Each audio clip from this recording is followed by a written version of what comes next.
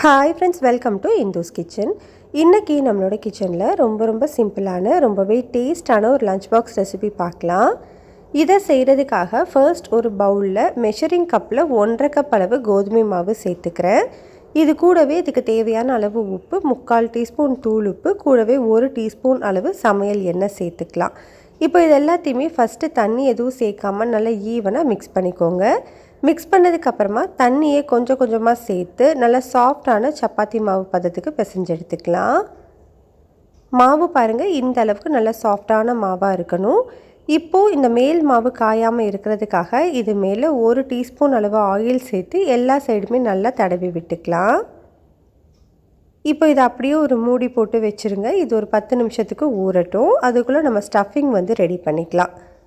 Stuffing செய்கிறதுக்காக ஒரு பேனில் ஒரு 2 டேபிள் ஸ்பூன் அளவு எண்ணெய் சேர்த்துக்கோங்க. எண்ணெய் நல்லா சூடானதுக்கப்புறமா இதில் 1/2 டீஸ்பூன் சோம்பு, 1/2 டீஸ்பூன் அளவு சீரகம், இது ரெண்டுமே சேர்த்துக்கலாம். இது ரெண்டும் நல்லா பொரிஞ்சு வரட்டும். இது ரெண்டுமே பொரிஞ்சதுக்கப்புறமா 2 பெரிய வெங்காயம் நல்லா பொடியாக கட் பண்ணி வச்சுருக்கேன். கூடவே 1 பச்சை மிளகாயை சின்னதாக கட் பண்ணி வச்சுருக்கேன். ரெண்டையுமே சேர்த்துட்டு 2லேருந்து 3 நிமிஷத்துக்கு நல்லா வதக்கிக்கோங்க. 4 பல்லு பூண்டு, ஒரு சின்ன துண்டு இஞ்சியை கல் உரலை இடிச்சிட்டு சேர்த்துருக்கேன். நீங்கள் இஞ்சி பூண்டு பேஸ்ட்டு சேர்க்குறதா இருந்தால் 1 டீஸ்பூன் அளவு சேர்த்துக்கோங்க.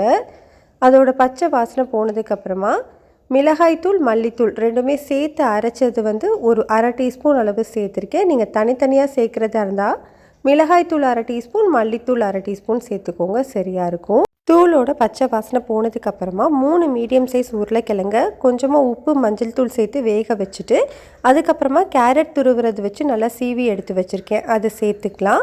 உருளைக்கிழங்குல உப்பு சேர்த்துருக்கேன். அதனால் மசாலாவுக்கு மட்டும் தேவையான அளவு உப்பு, ஒரு 1/4 டீஸ்பூன் தூள் உப்பு சேர்த்து ஒரு 2-3 நிமிஷத்துக்கு நல்லா வதக்கிக்கலாம். வதங்கினதுக்கு அப்புறமா இது கூட ஒரு 1/2 டீஸ்பூன் அளவு லெமன் ஜூஸ், கூடவே கொஞ்சமாக கசூரி மெத்தி, ஒரு 1/2 டீஸ்பூன் அளவு கசூரி மெத்தி சேர்த்து நல்லா மிக்ஸ் பண்ணி ஸ்டவ் ஆஃப் பண்ணிக்கலாம். இது தனியாக இருக்கட்டும். நம்ம ரெடி பண்ணியிருந்த சப்பாத்தி மாவு நல்லா ஊறி வந்திருக்கு. இதை திரும்பவும் ஒரு 30 செகண்ட்லேருந்து 1 நிமிஷம் வரைக்கும் நல்லா பிசைஞ்சிட்டு மீடியம் சைஸ் உருண்டைகளாக பிடிச்சு எடுத்துக்கோங்க. மாவை இந்த மாதிரி 2 கைகளுக்கு நடுவில் வச்சு இந்த மாதிரி நல்லா அழுத்தி உருட்டிக்கோங்க. இந்த மாதிரி எல்லாத்தையுமே ரெடி பண்ணி எடுத்து வச்சுக்கலாம். இப்போ பாருங்கள், நான் எல்லா மாவையுமே பீடாவாக செஞ்சு எடுத்துட்டேன். இப்போ நம்ம தேய்ச்சி எடுத்துக்கலாம். தேய்க்கிறதுக்கு கொஞ்சமாக வர மாவு தூவி விட்டுட்டு நார்மலாக நீங்கள் சப்பாத்தி மாவு தேய்க்கிறது மாதிரியே தேய்ச்சிக்கோங்க.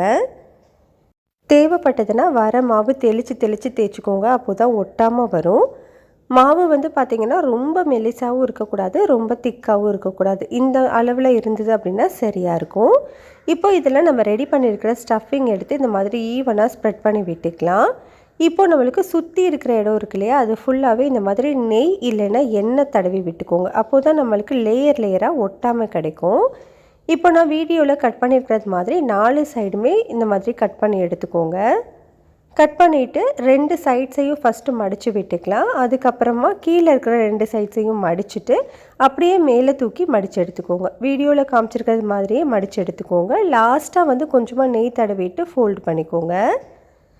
இதே மாதிரியும் நீங்கள் ரெடி பண்ணிக்கலாம். இது உங்களுக்கு கஷ்டமாக இருக்குது அப்படின்னு நினச்சிங்கன்னா நீங்கள் நார்மலாக சப்பாத்தி தேய்க்கிற மாதிரி தேய்ச்சிட்டு சுற்றிலும் நல்லா நெய் தடவிட்டு வீடியோவில் காமிச்சிருக்க மாதிரி 4 சைடு மட்டும் ஃபோல்டு பண்ணிக்கலாம். இதுவுமே நல்லாயிருக்கும். இதே மாதிரி நீங்கள் எல்லா மாவையுமே செஞ்சு எடுத்துக்கலாம். இப்போ நம்ம சப்பாத்தியை போட்டு எடுக்கிறதுக்காக கல் நல்லா சூடுபடுத்திக்கோங்க. கொஞ்சமாக எண்ணெய் தடவிட்டு 2 சைடுமே நல்லா ஈவனாக மீடியம் ஹீட்டில் வேக வச்சு எடுத்துக்கலாம். நீங்கள் எடுக்கிறதுக்கு முன்னாடி கொஞ்சமாக நெய் விட்டு எடுத்துக்கோங்க. அப்போ நல்ல வாசமாகவும் டேஸ்ட்டாகவும் இருக்கும். ரொம்ப அதிகமாக நெய் யூஸ் பண்ணுற மாதிரி இருந்துச்சுன்னா நீங்கள் ஸ்கிப் பண்ணிக்கலாம். அவ்வளோதான், நம்மளுக்கு ரொம்ப சிம்பிளான ரொம்பவே டேஸ்டான பொட்டேட்டோ பார்சல் ரெடி ஆகிடுச்சு. குழந்தைங்களுக்கெல்லாம் ரொம்ப பிடிக்கும். ட்ரை பண்ணி பாருங்கள். ரெசிபி உங்களுக்கு பிடிச்சிருந்ததுன்னா லைக், ஷேர், சப்ஸ்கிரைப் பண்ணிக்கோங்க.